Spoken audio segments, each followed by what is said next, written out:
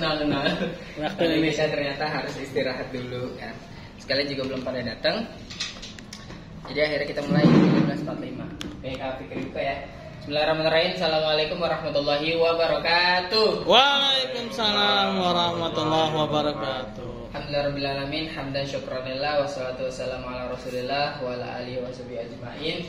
Amma ba'du. Alhamdulillah. Puji serta syukur kita panjatkan kehadirat Allah Subhanahu wa taala. Salat serta salam tak lupa kita junjungkan kepada keharibaan Nabi kita, Nabi baginda Nabi besar Muhammad sallallahu alaihi wasallam. Mudah-mudahan kita mendapatkan syafaat beliau di yaumil qiyamah nanti. Amin amin ya rabbal alamin. Ya, teman-teman di sini sebenarnya anak-anak teman-teman teman-teman dari penerima beasiswa KIP yang tahun ini harusnya ada 12 orang ya. Tadi ada beberapa yang udah, nggak beberapa sih.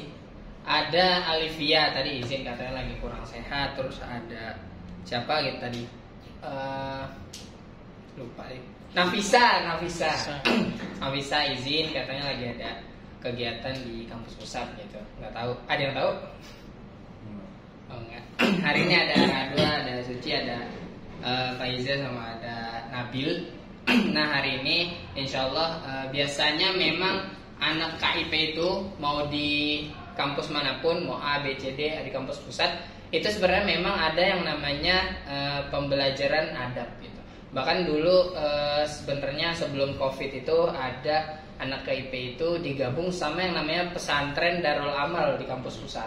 Itu belajar kitab kuning, terus kitab-kitab yang lain, kitab Muntahab Hadis yang biasa dibaca di sini, sama kitab Fadil Hamal. Nah itu diajarin, itu diterapin di Setiami khusus untuk teman-teman penerima beasiswa KIP. Nah kan hari ini kan alhamdulillah udah pada selesai UASnya, kan? Hasilnya? Udah tenang. Belum tahu ya. Nah teman-teman kalau misalkan SSO-nya bermasalah, bukan bermasalah, tapi kalau nilai belum bisa dilihat, isi survei dulu, oke? Kemarin ada beberapa yang banyak juga yang nanya nggak bisa buka SSO-nya itu karena belum isi survei. Jadi harus isi survei dosen dulu baru nanti bisa next lanjut gitu SSO-nya. Oke teman-teman, tanpa berpanjang kalam sambil menunggu teman-teman yang lain datang juga dan langsung nanti materi adab yang akan disampaikan oleh guru kita. Tua banget kesana. Dosen. Guru sih. Ya, Bapak. Waalaikumsalam. Bapak Hasbi As-Siddiqi SEMESY. Kepada Bapak kami persilakan. Bentar. Ini kayak mau. Masya Allah.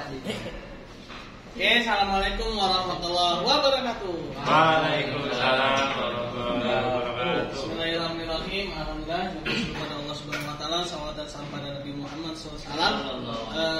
Sebelumnya terima kasih teman-teman ya yang waalaikumsalam wabarakatuh. Lagi waalaikumsalam.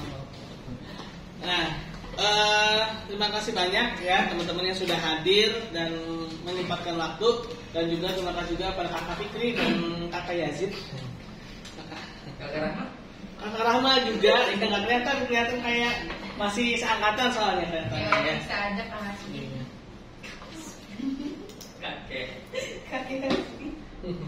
Ini mana ini dia. Oke. Nah, kita pernah sering lihat kita. Nah, salah satu itu tuh teman-teman mungkin sering lihat di kelas ya, corporate culture di instansi kita ini ya. Nah, memang ini yang ditempel di tembok ini ya teman-teman ya, memang lebih kepada ke karyawan sebenarnya, tapi itu tidak membatasi pada karyawan sebenarnya teman-teman, tapi itu semuanya sivitas ya, yaitu karyawan, dosen, mahasiswa ya. Nah ini harus tahu nih corporate culture kita. Nah terutama yang nomor 1 ya. Ya saya akan bahas dulu nomor 1 tentang niat ya. Nah niat kuliah, karena di sini adalah mahasiswa ya, maka niat kuliah ya. Kalau yang di tembok itu karyawan ya, niat kerja sebagai ibadah ya. Tapi kalau yang sekarang ini ada untuk teman-teman ya, yaitu niat kuliah sebagai ibadah. Nah, ngomong-ngomong tentang niat nih teman-teman, saya mau tanya nih, niat tuh bisa dilihat nggak? Bisa? Hah? Enggak. Bisa dilihat? Enggak. Yang enggak kenapa? Enggak tahu. Alasannya Dalam hati. dalam hati ya. Nah, ternyata saya pernah dengar gini teman-teman ya, waktu pas lagi rame-ramenya dulu tuh ya, kasusnya seseorang yang pernah melakukan penghinaan terhadap agama Islam ya. Ada sebuah seminar, nah si narasumber ngomong gini, sama nih dia pertanyaannya sama, niat itu bisa dilihat nggak sih? Ternyata kata dia bisa ya. Ya buktinya apa? Buktinya nih saya niat untuk sharing ya. Maka saya datang, nanti saya niat gitu ya. Jadi kata dia niat itu bisa dilihat ya. Jadi kalau misalkan saya nggak datang ya berarti saya memang nggak niat gitu ya. Nah kata dia begitu ya. Jadi niat itu katanya bisa dilihat, yaitu ketika direalisasikan ya, ketika dijalankan. Nah makanya niat itu bisa berubah-ubah juga. Nah niat ini juga nih ya teman-teman ya, kalau kita ya mungkin teman-teman pernah baca ya, atau mungkin dulu pernah nonton ya tentang sejarah Nabi Muhammad ya, tentang sejarah para sahabat ya, mengenai perjalanan hidup mereka ya. Nah itu mungkin kita akan melihat bagaimana kekuatan dari niat mereka dan juga bagaimana niat mereka ya. Nah kita mungkin akan terkagum-kagum ya bagaimana pasukan yang sedikit ya ketika Nabi Muhammad dan para sahabat itu perang Badar ya, hanya dengan 313 antara 313 sampai 319 ya, pasukan Badar itu bisa mengalahkan 1000 pasukan kaum kafir Quraisy. Kok bisa sih? Nah ternyata di sini teman-teman ya ada pada faktor niat ya. Nah jadi niat ini menentukan teman-teman ya, niat ini menentukan kita ya. Ketika kita punya niatnya beda, maka bisa jadi ya akan ada perbedaan hukum juga ya. Hukumnya juga akan berbeda ya. Nah ketika kita mempunyai niat yang sama dengan orang lain, bisa jadi niatnya juga hukumnya juga akan sama ya. Nah ini tentang niat nih ya. Nah apalagi di sini kan insya Allah Islam semua ya. Nah insya Allah Islam semua.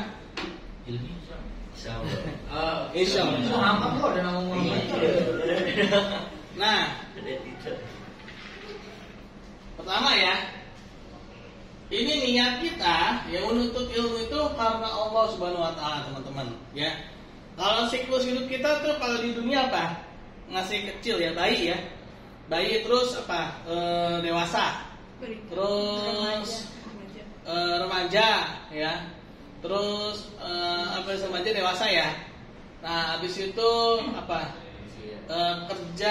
kerja dulu ya, habis kerja menikah ya, nikah punya anak, lalu tua ya, lalu meninggal ya, siklusnya gitu kan. Nah, tapi ada yang plesetin ya, buat laki-laki itu bisa diperpanjang dengan cara nikah lagi katanya, biar alurnya ketemu lagi, balik lagi gitu. Bercanda. Nah, tapi itu siklus yang ada di dunia ini ya. Nah, siklus yang ada di dunia ini. Nah, kita ya, beneran kita ya, saya dan Anda semua ya, ada orang-orang Islam ya. Kita ini orang Islam, Muslim ya. Yang tadi itu ya, mohon maaf ya, itu adalah siklusnya orang-orang non-Islam ya. Siklus kita tuh nggak sampai di situ teman-teman, masih berlanjut ya. Berlanjutnya kemana? Alam kubur ya. Setelah alam kubur dibangkitkan ya. Dibangkitkan yaumul mahsyar, dikumpulkan ya. Habis yaumul mahsyar, hari perhitungan ya, yaumul mizan ya. Habis itu melintasi sirat, sirat ya, jembatan yang menuju apakah kita cemplung ke neraka atau ke surga ya. Nah ini di sini nih ya, penentuan ya. Bahkan ada ada sedikit kisah, nggak apa-apa ya. Ini jadi sirat ini sangat-sangat berbahaya teman-teman. Bahkan untuk seorang alim sekalipun ya, seorang yang memiliki pemahaman ilmu agama sekalipun, ini nggak menutup kemungkinan jatuh juga gitu ya. Ini ada sebuah kisah Imam Abu Hanifah. Pada suatu hari beliau ketemu sama anak kecil. Ya. Anak kecilnya itu pakai sendal kayu, dakyak lah gitu ya. Kalau bahasa kita tuh dakyak ya. Tahu kan dakyak, sendal kayu ya. Lagi bermain-main di atas air ya. Kata Imam Abu Hanifah, wahai anak kecil, hati-hatilah dengan sendalmu itu, karena sendalmu itu bisa menyebabkan kamu tergelincir dan terjatuh ke cebur air. Lalu si anak kecil itu balas, wahai Imam Abu Hanifah, hati-hatilah terhadap fatwamu, karena fatwamu itu bisa menyebabkan kakimu itu tergelincir masuk ke dalam neraka. Nah, dalam banget ya nasihat orang anak kecil kepada Imam Abu Hanifah. Ya, dia bilang hati-hatilah terhadap fatwamu, karena fatwamu itu bisa menyebabkan kakimu itu tergelincir masuk ke dalam neraka. Itu anak kecil. Artinya, ya, seorang alim ulama sekalipun, ya, ketika niatnya itu dia berubah, ya, dia berfatwa, ya, ini kalau level tinggi dia berfatwa, itu bisa juga menyebabkan dia tergelincir masuk ke dalam neraka karena niatnya itu ya. Nah, oleh karena itulah, ya. Tadi ya sirat tadi ya. Nah, di sirat ini nih hati-hati. Nah, saat sirat ya kalau kita selamat masuk surga. Nah, akhirnya kita yang terakhir adalah berjumpa dengan Allah Subhanahu wa taala ya di dalam surga. Nah, kalau visi kita sebagai seorang muslim ketika kuliah ya, itu jangan lagi untuk bukan lagi untuk cari kerja. Ya.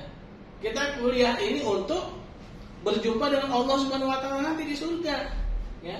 Niat kita itu jadi bukan lagi untuk cari kerja. Kalau Allah Subhanahu wa taala sudah ridho kepada kita, udah lewat semua, ya. Gampang gitu ya. Enggak akan ada yang susah. Nah, inilah niat pertama kita ini adalah karena Allah Subhanahu wa taala kita menuntut ilmu, ya. Jadi bukan untuk yang lain, ya. Kenapa sih? Nah, ini ya. Nah, ini dalam Quran surat Al-Bayyinah ya teman-teman ya. Allah Subhanahu wa taala berfirman, "A'udzubillahi minasyaitonir rajim. Wa ma umiru illa liya'budullaha mukhlishina lahu-d-din hunafa." Ya. Nah, yang artinya padahal mereka tidak disuruh kecuali supaya menyembah Allah dengan memurnikan ketaatan kepadanya dalam menjalankan agama yang lurus. Nah, jadi memang itu sudah perintah Allah Subhanahu wa taala. Ya, jadi kita ini menuntut ilmu ini ya diniatkan untuk menyembah Allah Subhanahu wa taala, ya. Nah, jadi caranya gimana? Nah, nanti ya. Nah, pertama kita niatkan dulu ya. Nah, karena dari sini nanti bisa berkembang kemana-mana nih, ya. Bisa menghasilkan ilmuwan-ilmuwan, cendekiawan muslim dulu kala, ya. Mungkin teman-teman pernah dengar ya atau pernah tahu ya tentang aljabar ya. Algoritma ya, itu dari mana? Aljabar, algoritma ya. Algoritma itu berasal dari kata al-Khawarizmi. Tahu al-Khawarizmi? Al-Khawarizmi itu adalah penemu angka 0. Ya, al-Khawarizmi itu penemu angka 0. Nah, siapa dia? Dia itu orang Islam ya. Nah, dari al-Khawarizmi inilah ya dia memudahkan kita ya. Padahal angka 0 doang ya, tapi bisa memudahkan. Nah, itu salah satu. Waalaikumsalam warahmatullahi wabarakatuh. Ya. Nah, itu baru salah satu contoh aja teman-teman ya. Itu baru salah satu contoh. Banyak contoh-contoh yang lain ya, yang mana lebih besar lagi seperti Hayat Ibnu Jabir ya, yang kimia ya. Terus ada lagi penemu pesawat terbang ya, Anas Ibnu Firnas ya. Jadi sebelum Wright bersaudara itu dia bikin percobaan melayang ya, yang cuman beberapa meter apa sentimeter gitu ya, Wright bersaudara. Tahu Wright bersaudara? Pernah dengar? Pernah barusan ya. Nah, Wright bersaudara itu adalah orang Barat bilang mereka itu penemu pesawat terbang ya, Wright bersaudara. Nah, tapi yang menemukan pesawat terbang sebenarnya itu ada Anas ibnu Firnas. Ratusan tahun sebelum ulat bersaudara bikin kayak gitu, Anas ibnu Firnas itu sudah bisa terbang. Ya, penemu teori aerodinamika. Siapa mereka? Orang Islam. Ya. Nah, jadi kita nggak usah minder jadi orang Islam ya. Jadi kalau ada yang bilang Islam itu bodoh, Islam itu terbelakang, ya lihat sejarahnya. Ya. Nah, kita harus tahu. Jadi ketika kita taat sama Allah Subhanahu Wa Taala, kita malah jadi tambah pintar teman-teman. Nah, ini hadis mengenai niatnya, hadis mengenai niat. Nah, ini hadis yang sangat-sangat populer, ya, yaitu hadis Bukhari dan Muslim, ya. Biasanya innamal a'malu binniyat wa innamal likulli amri man wa faman kanat hijratuhu ila Allah wa rasulih fahajratuhu ila Allah wa rasulih wa man kanat hijratuhu lidunya yusibuha au amra'atin yankihuha fahajratuhu ila ma hajara ilaihi. Nah, ini.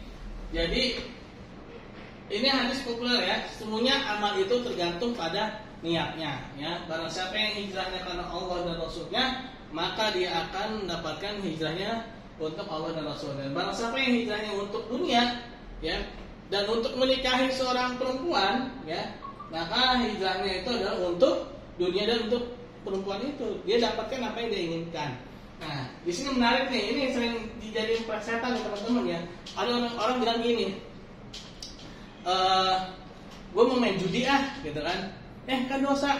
Niat gue buat naik haji loh. Pernah dengar? Ya. Gue mau main apa lagi?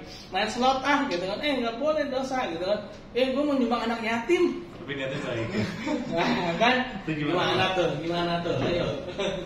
Nah, inilah kita perlu pendalamannya, ya. Jadi jangan sampai kayak begitu, ya.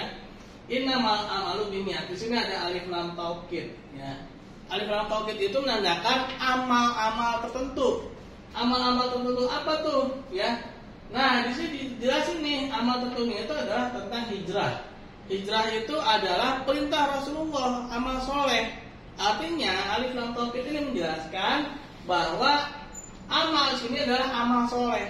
Jadi pertama niatnya soleh, amalnya juga soleh, baru nyambung, ya. Kalau amalnya salah, niatnya soleh tetap salah, ya. Jadi itu dulu apa tuh? Ada namanya Robin Hood, ya, atau Robin Hood. Dia ngerampok buat apa? Rakyat, kan? Salah juga. Terus juga ada siapa lagi tuh ya? Kalau di Indonesia tuh siapa? Saya lupa tuh, ada tuh katanya Robin Hoodnya Indonesia. Ngerampok orang kaya buat orang miskin. Tetap aja salah sebenarnya, ya. Nah, artinya amal dan niat harus sejalan, ya. Amal dan niat harus sejalan. Amalnya benar, niatnya juga benar. Niatnya benar, amalnya juga benar, ya. Nah, jadi kalau bahasa Imam Al-Ghazali itu bahasanya itu kadang-kadang biasanya itu tinggi, ya. Jadi kata dia antara syariat dan hakikat harus imbang, ya. Bahasanya bahasa itu ya, Imam Al-Ghazali. Ya, kalau kita pernah lihat ya, tahu Imam Al-Ghazali bukan anaknya Ahmad Dhani, ya. Nah, Al-Ghazali juga soalnya kan anaknya Ahmad Dhani, ya. Nah, Imam Al-Ghazali ini adalah salah satu ulama terkemuka, ya. Ulama terkemuka, dia satu zaman sama Syekh Abdul Qadir Jailani, ya. Nah, jadi Imam Al-Ghazali inilah yang pertama kali yang melihat ketika itu Palestina akan terjajah oleh pasukan salib. Padahal ketika itu masih ada ininya, khalifahnya, ya. Masih lengkap tentara khalifahnya, masih banyak, ya. Tapi ketika itu Imam Al-Ghazali melihat ini Palestina akan terjajah sama pasukan salib. Wah, orang banyak yang bilang, nggak mungkin, gitu kan. Apa istilahnya? Omong kosong lah, gitu ya. Tapi benar, ya. Kenapa bisa tahu? Ya banyak lah itunya, nanti kita bahas lagi, ya. Nah, yang pastinya itu Imam Al-Ghazali, ya, Imam Al-Ghazali. Nah, ini niat, ya. Niat itu dia harus sejalan dengan amal yang yang soleh juga, ya, niat soleh, amalnya juga harus soleh, ya. Jadi jalan dua-duanya.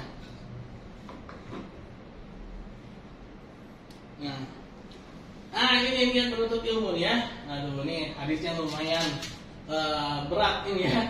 Nah, mungkin kita lihat ini aja dulu ya, lihat apa terjemahannya saja ya. Apa misalnya lau anna ahlal ilmu ya. Nah, tulisannya kecil-kecil ya. Mahfumnya aja ya.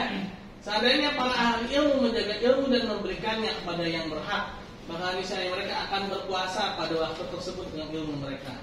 Tapi mereka telah memberikannya kepada pecinta dunia untuk mendapatkan dunia mereka, maka mereka menjadi hina di hadapan para pecinta dunia tersebut. Aku telah mendengar Nabi Muhammad SAW, ya, Nabi kalian SAW bersabda, barang siapa yang menjadikan cita-citanya untuk menggapai akhirat, maka Allah akan mencukupkan baginya dunianya. Barang siapa cita-citanya hanya untuk mencari dunia, maka Allah tidak peduli di lembah mana dia akan binasa. Ya, nah ini ketika seorang ahli ilmu, tapi dia untuk menjilat, ya bahasanya itu ya, untuk mencari perhatian para penguasa dunia, maka dia akan hina. Ya. Nah, kita bisa lihat bagaimana Imam Malik. Ya. Imam Malik ketika beliau disuruh untuk merubah fatwa, ya, yang condong pada penguasa, dia menolak dan bahkan sampai disiksa ya sama gubernur yang ketika itu. Tapi dia tertolong oleh khalifah ya Imam Malik. Artinya apa? Seorang yang ahli ilmu dia tidak boleh tunduk pada kekuasaan, ya tidak boleh tunduk pada kekuasaan karena ya ini ya udah banyak kejadian lah ya orang-orang ahli ilmu ya pinter ya tapi dia tunduk pada dunia, akhirnya apa? Dia akan binasa ya, dia akan hancur ya. Nah, oleh karena itu ya teman-teman ya kita nih ya kita ya kan kita semua ini kan ini pembelajar ya kan pemikir ya. Nah jangan sampai ya kita ini kalau istilahnya itu membenarkan yang salah dan menyalahkan yang benar ya karena udah ada nih ya hadisnya. Nah ini juga nih ya nasihat Hasan Al-Basri. Nah maksudnya ya barang siapa yang mencari ilmu karena akhirat maka dia akan mendapatkannya. Sedangkan barang siapa yang mencari ilmu orang ingin mendapatkan dunia maka dia hanya akan mendapatkan jatah dunianya saja. Nah kalau kita nyari ilmu untuk akhirat dapat dua-duanya ya. Tapi kalau kita nyari ilmu untuk dunia aja cuma dapat dunia ya, hanya dapat dunia. Oh iya teman-teman ada yang mau bertanya atau mungkin kita diskusi aja ya. Nah ini juga pesan Nabi Muhammad SAW ya. Barang siapa yang menuntut ilmu yang seharusnya diharapkan dengan mendapatkan keridhaan Allah maksudnya wajah Allah Azza wa Jalla, namun dia justru mempelajarinya hanya untuk mendapatkan sedikit dari kenikmatan dunia, maka dia tidak akan mencium bau surga pada hari kiamat. Ya. Nah, jadi kalau kita mohon maaf ya mungkin saya juga dulu ya ngapain sih kuliah biar dapat kerja ya. Padahal itu apa buat dunia tuh ya. Nah ini hadisnya jelas ya.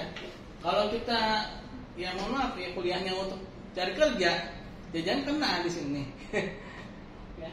Nah jadi kita ini tadi ya kita ini kuliah untuk bisa melihat wajah Allah Subhanahu Wa Taala agar Allah ridho kepada kita. Ya. Nah agar Allah senang kepada kita maka menuntut ilmu. Ya karena dalam Al-Quran dijelaskan Allah mengangkat derajat orang-orang yang beriman dan berilmu ya. Di situ kita niatkan menuntut ilmu ya. Tapi jangan ikutin kata-katanya Cak Lontong ya. Buat apa menuntut ilmu? Karena ilmu tidak bersalah. Itu Cak Lontong itu ya. Ya teman-teman kita santai aja ya. Ada yang mau makan nggak apa-apa, ambil aja. Ada yang mau minum silahkan ya. Jadi jangan terlalu tegang ya, jangan terlalu kita relax aja ya. Jadi di sini kita harus ubah mindset kita ya, bukan mindset ya. Mindset, kalau mindset itu yang di tangan sini ya, mindset ya. Nah jadi kita ubah mindset kita dalam menuntut ilmu ya. Jadi menuntut ilmu itu tidak lagi bukan untuk dunia ya, tapi harus ridho Allah Subhanahu wa taala. Nah, jadi di sini nih ya. Pertama kita udah nih ubah nih niat kita untuk Allah Subhanahu wa taala. Nah, tapi bagaimana nih kita bisa mengenal Allah Subhanahu wa taala ini ya? Secara utuh melalui ilmu ya. Nah, maka oleh karena itulah ya. Nah, kita penting belajar ilmu agama ya. Kita harus juga belajar ilmu tentang agama. Kenapa? Karena kita ingin mengenal Allah. Karena dulu Rasulullah dan para sahabat awalnya di sini mereka belajar ilmu agama dulu, baru tuh berkembang ilmu-ilmu yang lain ya. Jadi awalnya apa? Belajar ilmu agama. Contoh misalkan Quran surat Al-Alaq ayat 1 sampai dengan 5 ya. Nah, itu apa? Itu sebenarnya apa? Ilmu tentang ini pembentukan manusia ya. Kalau bahasa dokter itu apa? Ilmu embriologi. Tapi di Quran surat Al-Alaq 1 sampai dengan 5 itu dia menganjurkan apa? Mengenal Allah juga di situ kan. Bacalah dengan nama Tuhanmu yang telah menciptakan ya kan? Menciptakanmu dari segumpal darah ya. Nah, itu ya, itu kan apa? Perintah untuk mengenal Allah kan? Perintah untuk mempelajari agama.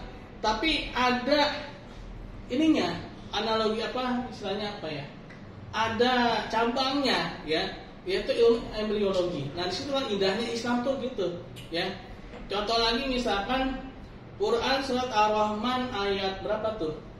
47 ya. Ayat berapa Mas Yazid yang tentang pertemuan dua lautan ya. Nah, itu juga ya. Quran surat Ar-Rahman itu kan menyatakan fabi ayyi ala rabbikuma tukadiban. Maka nikmat Tuhanmu manakah yang kamu dustakan? Tapi di situ dikiaskan juga, ditambahkan juga adanya sains ya.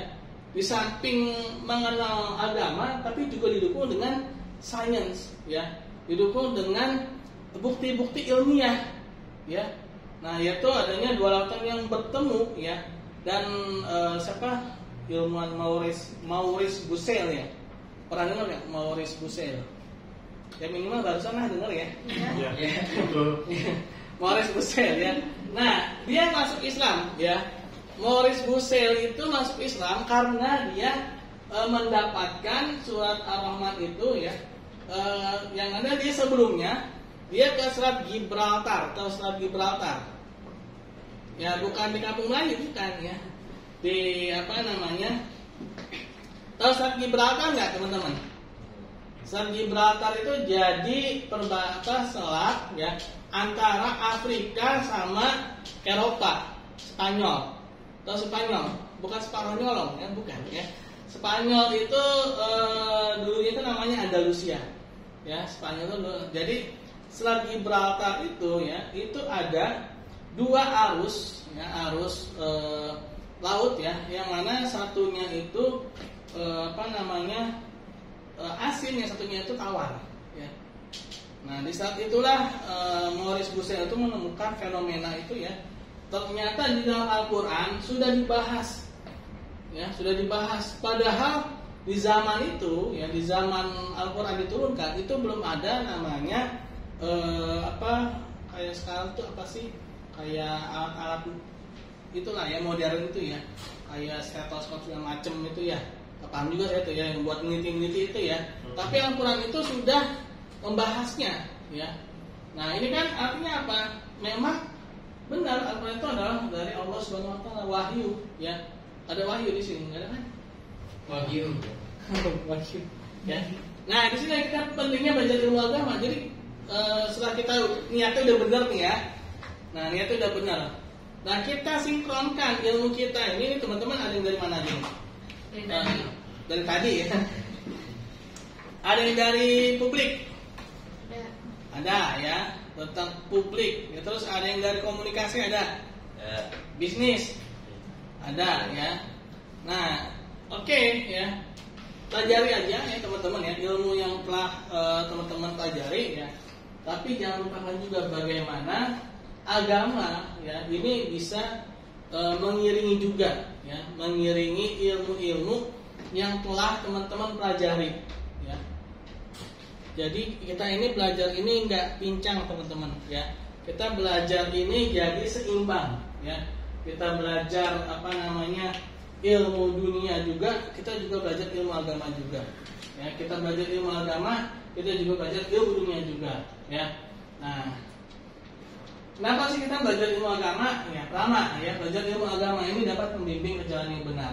Dan bahkan ini ada beberapa ulama-ulama itu mengatakan dahulu kami menuntut ilmu karena dunia. Awalnya menuntut ilmu karena dunia nih. Tapi begitu dia belajar ilmu agama, akhirnya apa? Ilmu itu menuntun mereka ya kepada akhirat. Akhirnya tersadar gitu ya. Kalau belajar ilmu agama tuh tersadar gitu kan. Oh iya ternyata salah niatnya ya. Ternyata harusnya begini gitu ya. Nah, jadi harus ya kita juga belajar ilmu agama. Karena bisa jadi kita selama ini salah arah, atau kalau bahasa orang tersesat di jalan yang benar gitu ya. Mana coba ya tersesat di jalan yang benar? Nah, nggak ada yang gitu ya. Jadi ya harus benar-benar kita ini belajarnya ini seimbang ya teman-teman ya. Karena bisa jadi selama yang kita pelajari ini bisa jadi salah gitu ya. Yang kita ketahui ini bisa jadi selama ini salah. Nah, saya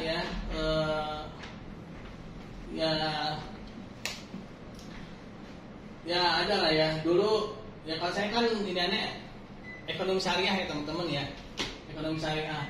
Nah, orang memang ada anugerah di balik musibah ya. Di tahun 98 itu ketika terjadi krisis moneter, ternyata di situ juga ada titik balik ya perkembangan keuangan syariah ya, sehingga berkembang tuh ya ilmu tentang syariah, keuangan syariah gitu kan. Sehingga di dalam ilmu ekonomi itu banyak yang terkoreksi ya. Nah, ini baru ilmu ekonomi nih, belum ke publik ya, belum ke ilmu komunikasi, belum ke ilmu bisnis ya, belum ke ilmu yang lainnya. Itu mungkin bisa jadi sama ya. Ada beberapa teori-teori yang mana dari tokoh atau bapak ilmunya gitu ya. Kan ada satu bapak ekonomi, bapak komunikasi, terus lagi bapak sosiologi ya. Itu tokohnya gitu ya. Yang dari dunia barat sana salah gitu ya. Kenapa salah ya? Bisa jadi karena memang adanya ketidaksempurnaan pemahaman mereka terhadap ilmu. Ya. Coba kita bandingkan dengan para tokoh-tokoh pemikir Islam, ya, yang mana mereka itu ya akhlaknya baik, ya, terus moralnya terjaga, ya pasti ilmunya juga pasti akan baik juga, gitu ya. Karena mohon maaf ya, di pemikir-pemikir Barat itu ternyata banyak dari sisi kepribadian mereka itu menyimpang, ya. Kakak saya dulu tuh pernah kasih tahu gini, tahu nggak bapak sosiologi kalau nggak salah ya, saya lupa tuh namanya, saya Agus Kom bukan ya. Jadi dia bilang gini, tahu nggak bapak sosiologi ini, gitu ya, dia itu ternyata mohon maaf ya seorang homoseksual, ya, bapak sosiologi, ya, kalau nggak salah itu ini ya. Nah di Barat yang kayak gitu itu nggak dibahas, ya. Yang penting, mohon maaf, tanda petik pinter, gitu ya. Mau menyimpang kayak gimana juga, gitu ya. Yang penting pinter, yang penting wow gitu ya. Nah udah dijadikan tokoh, dia nggak ngelihat. Ya mungkin kalau sekarang kita misalnya ada contoh artis siapa gitu ya. Dia perilakunya misalkan kawin cerai gitu kan. Nah itu kan sebenarnya mohon maaf kurang bagus gitu ya. Tapi kita jadikan dia sebagai idola. Kenapa sih? Ya dia kan viral, dia kan terkenal, terus kita ngikutin dia gitu kan. Nah kita tuh terkadang nggak melihat yang kayak gitunya gitu ya. Padahal kita bisa lihat bagaimana Rasulullah dan para sahabat. Oke, kalau misalkan Rasulullah menurut kita kepentingan, cobalah para sahabat ya. Kalau yang perempuan sahabiah ya. Bagaimana para sahabiah itu kita bisa bayangkan dulu ya. Teman-teman di sini alhamdulillah yang perempuannya pakai kerudung ya, tapi yang laki-laki enggak kan. Jangan ya. Nah, saya dulu pernah punya teman, dia cerita ya. Jadi dia punya teman bencong ya. Dinasehatin sama dia tuh. Katanya taubat pakai kerudung katanya. Salah katanya. Kayaknya dia salah. Yang salah itu kayaknya yang menasehati gitu ya.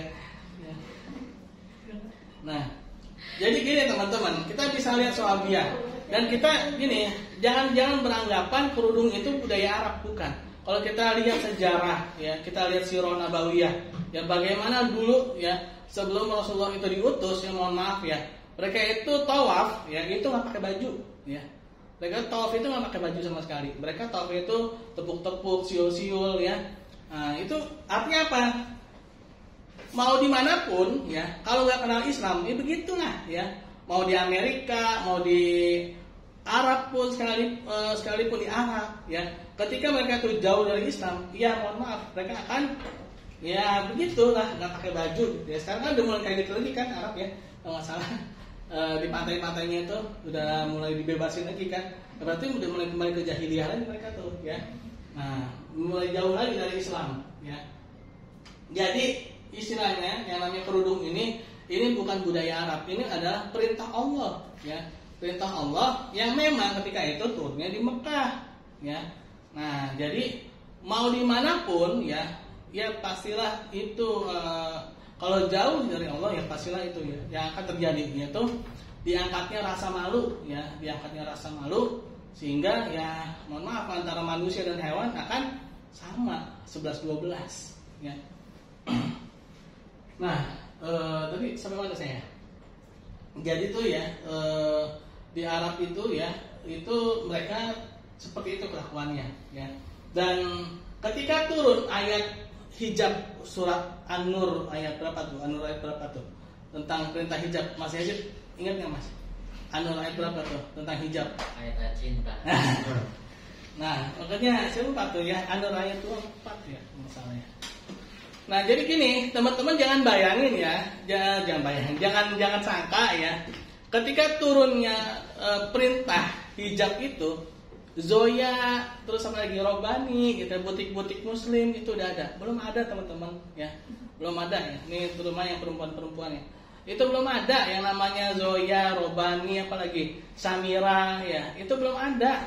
Tapi bagaimana apa kalau istilahnya itu suratul istijabah, bagaimana tanggap mereka, ya, bagaimana ini mereka ya.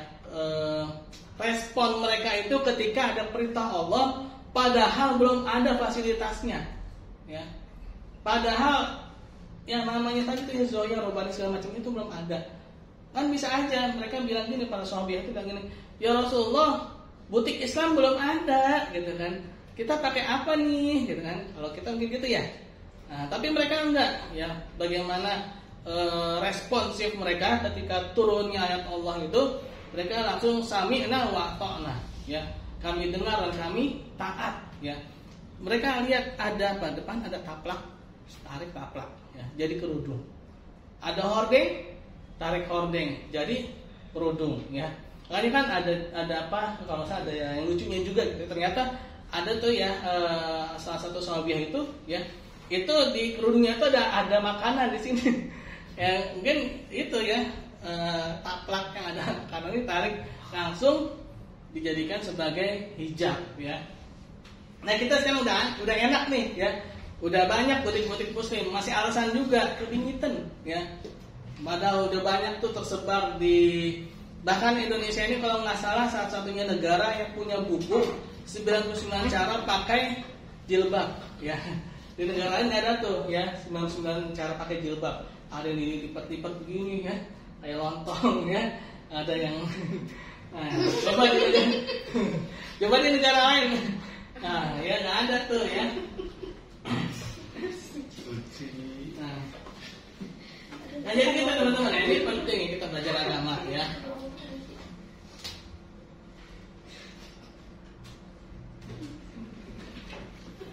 Nah, ini juga ada hadisnya pepatah Arab, ini pepatah ya, bukan hadisnya. Barang saya menuntut ilmu untuk selain Allah, maka saya ilmu itu akan enggan sampai niat si orang itu menuju Allah Subhanahu wa taala, ya.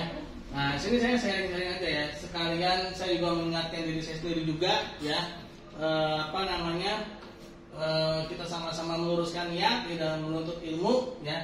Dan juga kita bagaimana pentingnya belajar ilmu agama, ya. Kita ingatkan juga untuk belajar ilmu agama karena dengan ilmu agama ini, ya, dia bisa mengubah niat seseorang.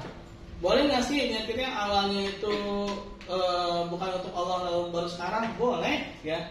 Ketika kita nggak tahu ya nggak apa-apa, tapi jangan kelamaan nggak tahu ya, jangan pura-pura nggak tahu juga gitu ya. Nah, jadi ya pertama ini ya, kita harus ubah ya niat kita. Nah, menjadikan orang takut hanya kepada Allah Subhanahu wa taala. Nah, ini Quran surat Al-Fatir, Allah Subhanahu wa taala berfirman, "A'udzubillahi minasyaitonir rajim, innama yakhshallahu min ibadihil ulama, innallaha azizun ghafur." Dan sesungguhnya di antara hamba-hamba Allah yang takut padanya hanyalah para ulama. Sesungguhnya Allah Maha Perkasa lagi Maha Pengampun. Nah, ulama ini adalah orang-orang yang takut pada Allah Subhanahu wa taala. Dan kata ilmu itu diambil dari kata ulama. Ya, ilmu itu diambil dari kata ulama. Artinya apa? Ilmu itu arti sebenarnya adalah segala sesuatu yang menjadikan kita takut pada Allah seharusnya. Bukan jadi sebaliknya, orang makin berilmu malah makin keblinger, malah makin jauh sama Allah, berarti dia nggak berilmu. Ya, mau profesor, doktor, ya, mau apa lagi? Almarhum, kalau almarhum nggak selesai ya. Mau profesor, doktor, ya, tapi kalau dia nggak takut sama Allah, berarti dia nggak berilmu. Ya, jadi walaupun dia belum ada profesor, doktor, belum SSS itu ya, tapi dia itu takut pada Allah, maka itulah dia yang berilmu, dialah yang ulama. Ya, jadi di sini ya kita takut pada Allah Subhanahu wa taala, itulah yang menjadikan ilmu.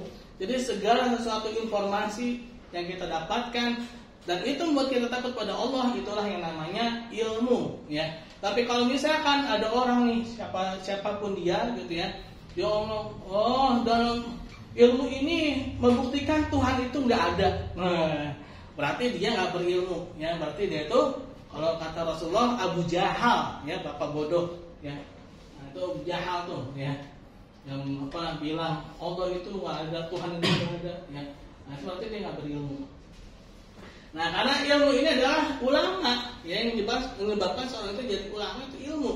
Ya, kalau kalau dia tuh nggak takut sama Allah, berarti dia bukan orang berilmu. Nah, dicukupkan ilmu baginya, ya. Nah, ini pentingnya juga untuk beramal ya. Nah, yang lakunya barang siapa yang mencari ilmu dan merangkap mengharapkan wajah Allah, maka Allah akan memberikan kecukupan ilmu baginya. Ya, jadi kita akan dapatkan ilmu yang banyak.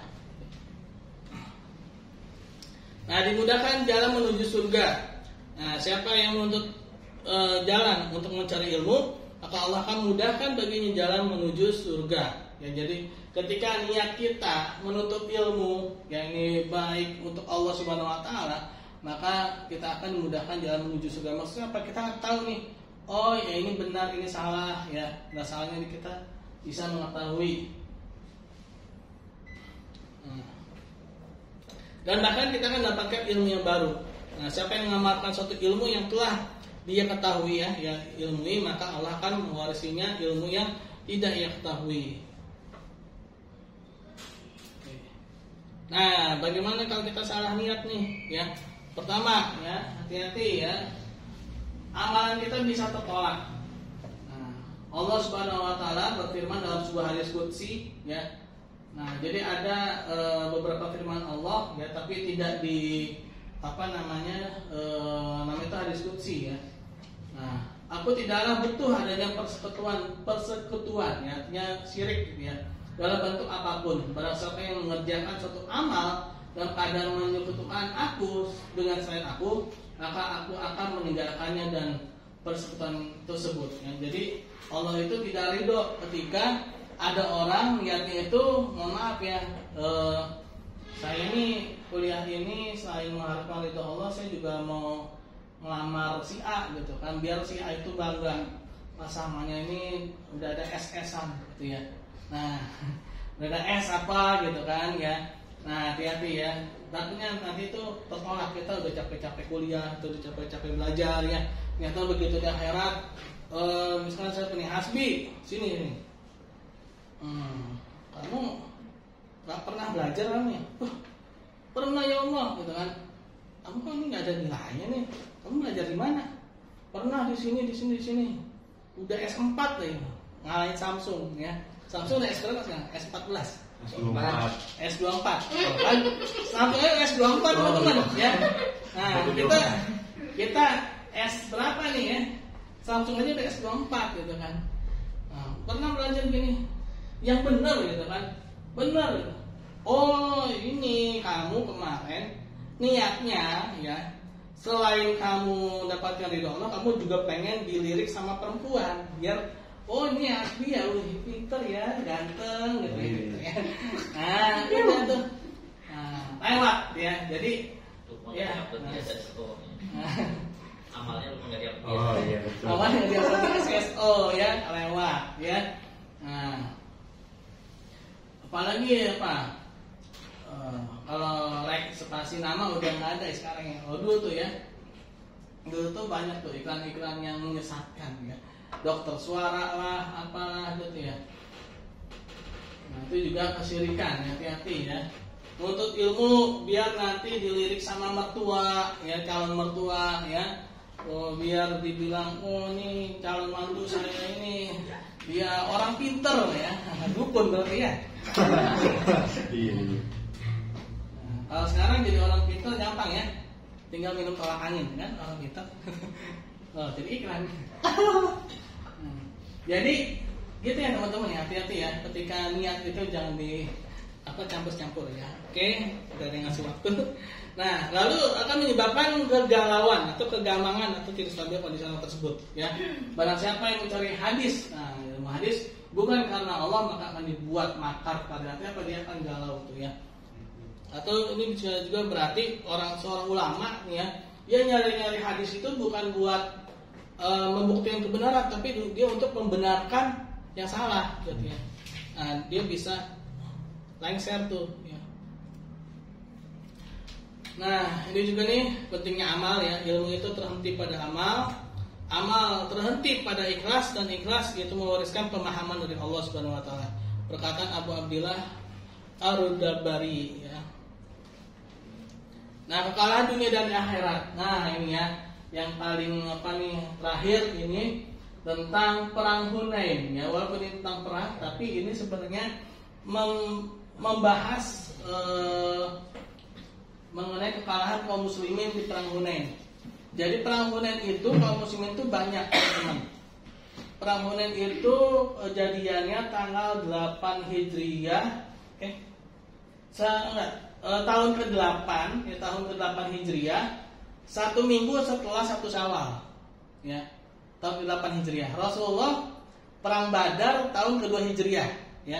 Pasukannya berapa? 313. Ketika perang Hunain itu nggak pasukannya berapa? 12.000 ya. 12.000 pasukan, tapi kalah ya. Perang Badar cuma 313, atau ada yang bilang 319 tapi menang ya. Nah, kenapa bisa gitu? Ya walaupun akhirnya menang juga sih pada perang Hunain ya. Di detik-detik terakhirnya dimenangkan juga oleh Allah Subhanahu wa taala. Nah, ini gara-garanya kaum muslimin ketika itu orientasinya, niatnya berubah. Yang awalnya dia yakin dimenangkan karena Allah, ada yang bilang kalau kita ini nggak akan kalah karena jumlah kita banyak. Ya. Karena jumlah kita ini banyak, jadi nggak mungkin kita kalah. Jadi ada yang bicara kayak gitu, ya. Nah, sehingga apa? Ternyata ya ini Allah Subhanahu wa taala berfirman ya, yang maklumnya sungguh Allah telah menolong kamu kaum mukminin ya di banyak medan perang, dan ingatlah ketika perang Hunain, ketika jumlahmu yang banyak itu yang membanggakan kamu, tapi jumlah yang banyak itu sama sekali tidak berguna bagimu, dan bumi yang luas itu terasa sempit bagimu, kemudian kamu berbalik ke belakang dan lari tendang-tendang ya. Nah, ini gara-garanya orientasinya berubah. Yang tadinya orientasinya karena Allah, dia orientasinya jadi ke jumlah. Wow, jumlah kita banyak, gak mungkin kita kalah. Ternyata apa? Gara-gara jumlahnya banyak itu mereka terlena ya. Jadi perang Hunain itu tentang penaklukan Bani Sakif atau Bani Sakif. Pasti nggak tahu ya kan? Sama sih juga. Enggak. Jadi Bani Sakif ini adalah Taif. Tahu Taif nggak? Taif tahu? Ada tahu Taif? Tahu. Taif itu adalah kota yang dulu Rasulullah itu ditimpukin sama penduduk Taif. Nah, ini yang terakhir ditundukin sama Rasulullah ini Bani Sakif. Nah, jadi ketika perang Hunain itu kaum muslimin karena sudah terlena karena jumlah, mereka yang seharusnya sampai ke Taif ya, dalam waktu 2 jam kalau nggak salah ya. Jadi karena mereka terenak jadi 2 hari kalau nggak salah. Tuh ada kisahnya tuh. Kenapa? Nyantai gitu. Banyak kayak gini, santai bro, ya kan. Mau apa lo? Buat kita banyak nih, gitu ya. Nah akhirnya mereka terlambat datang ke Taif, ya. Jadi penduduk Taif itu mereka sudah siap siaga tuh di atas bukit itu. Begitu kaum muslimin sampai, nah jadilah santapan anak panah penduduk Taif, ya. Sehingga kaum muslimin itu ketika itu banyak yang kocar-kacir, ya. Yang bertahan hanya Rasulullah dan para sahabat-sahabat utama, ya. Walaupun ada yang mengatakan itu gara-gara 2.000 pasukan dari Mekah, ya. Jadi 12.000 itu 10.000-nya dari Madinah, 2.000-nya dari Mekah.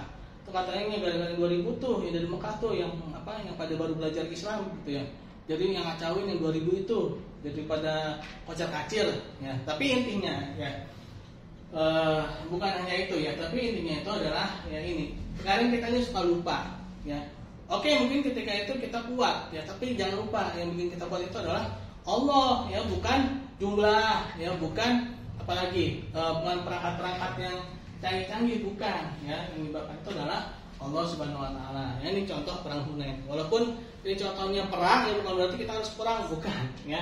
Karena banyak tuh contoh-contoh ya yang dari di Al-Quran, ya. Oke, itu teman-teman. Sekian dari saya. Kalau ada yang mau ditanyakan boleh, nggak usah rebutan, satu-satu aja. Rebutan, saya. Oke, dikembalikan ke Kakak Fikri. Oh iya, siap. Sama-sama kita ucapkan terima kasih kepada Bapak Hasbi Siddiqi. Terima kasih Pak Hasbi. Ya, teman-teman, masih ada 2 sesi lagi. Nanti sebelum teman-teman kita lanjut ke sesi berikutnya, mungkin boleh ke arah Mas supaya tamu-tamu kita yang istimewa ini, tamu-tamu kita yang agung, tidak perlu jalan ke depan, boleh dibagikan dulu makanannya. Oke. Tamunya Agung ya? Oh bukan Setia. Tamunya Agung. Ya itu dia teman-teman. Alhamdulillah kalau tadi teman-teman perhatiin ada beberapa yang teman-teman bisa highlight dari yang Pak Hasbi sampaikan. Yang pertama apa? Ada yang masih ingat? Yang awal banget? Niat, betul. Innamal a'malu binniyat. Apapun yang kita kerjakan itu harus diawali dengan niat. Misalkan kita mau pergi ke Jepang, belum punya duit, udah nggak apa-apa. Yang penting apa dulu? Niat dulu. Ya, kita mau sedekah, tapi belum ada nih, bingung mau sedekah apaan? Udah yang penting apa? Niat dulu. Kita mau datang ke kampus, udah ada jadwal, kita udah datang ke kampus nih, ya kan? Tapi dosennya nggak datang, nggak apa-apa. Yang penting kita udah niat. Itu teman-teman. Yang penting niat, apa yang kita niatin itu yang kita dapat, insya Allah. Teman-teman hadir di sini juga, teman-teman niatin dapat uang, insya Allah dapat Wah. dapat makan, Dapat hikmahnya. dapat hikmahnya. Nggak ada hikmah. Ini yang pada pakai masker sakit atau gimana? Boleh teman-teman dilepas aja supaya sayang teman-teman ya kan. Tadi udah dandan sebelum kesini ya kan, supaya kelihatan cantik ya, oke? Nah berikutnya teman-teman ambil satu-satu. Iya. Satu-satu dulu supaya kebagian semua. Wajib ambil. Ambil aja. Nih guys. Ya teman-teman, Jangan takut. sebelum hari ini teman-teman dipertemukan di sini, sebelumnya ada beberapa yang ikut ke kampus pusat itu. Namanya pelatihan student representatif. Kemarin ada Alvina sama Suci yang ikut ke kampus pusat. Nah hari ini kita dengerin Suci dan Alvina sharing season. Apa sih yang didapetin di kampus pusat? Kemarin sudah ngapain aja? Iya. Sebelum Ayo, boleh itu maju. boleh minum dulu atau makan dulu, habis itu langsung ya. Langsung sharing session di depan. Langsung berdua boleh, satu-satu boleh. Yang hadir kayaknya sekian ada. Sama Alvin. Oh, Alvina juga. Mau langsung aja? Dulu.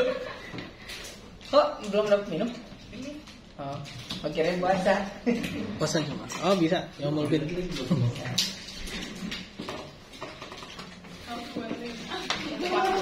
Iya, kayak tukang gue. Nah itu maksudnya Kak. Kata Nabil salah ambil.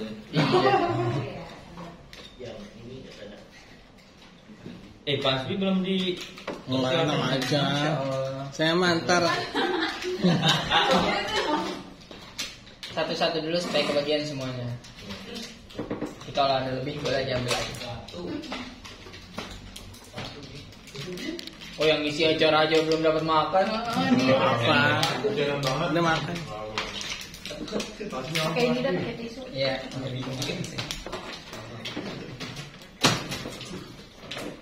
Ya. Satu, dua, satu lagi. Ya, silakan Cici. Udah kelihatannya udah siap. Berdua aja. Oh, berdua. Oh, berdua. Ya udah. Boleh langsung pada Suci Alvina. Terima kasih Rahma.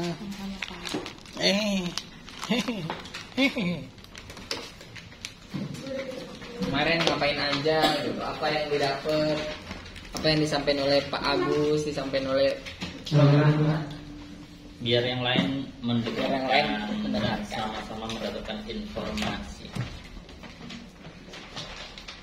Waalaikumsalam warahmatullahi wabarakatuh. Pasti tantrum. Silo ya, silo. sila. Oh, di Matiin. dimatiin. Boleh potong ya? Ada risol itu di sini. Ya. Kamu mau duduk apa berdiri? Berdiri aja. Ya, Ini nggak ada kursinya. Ya, silakan dimulai. Assalamualaikum warahmatullahi wabarakatuh. Waalaikumsalam warahmatullahi wabarakatuh. Selamat siang semuanya. Perkenalkan nama saya Suci. Ya. Ini di videoin Pak. Hah? Nggak usah. Masuk vlog. Ya udah, ini matiin aja.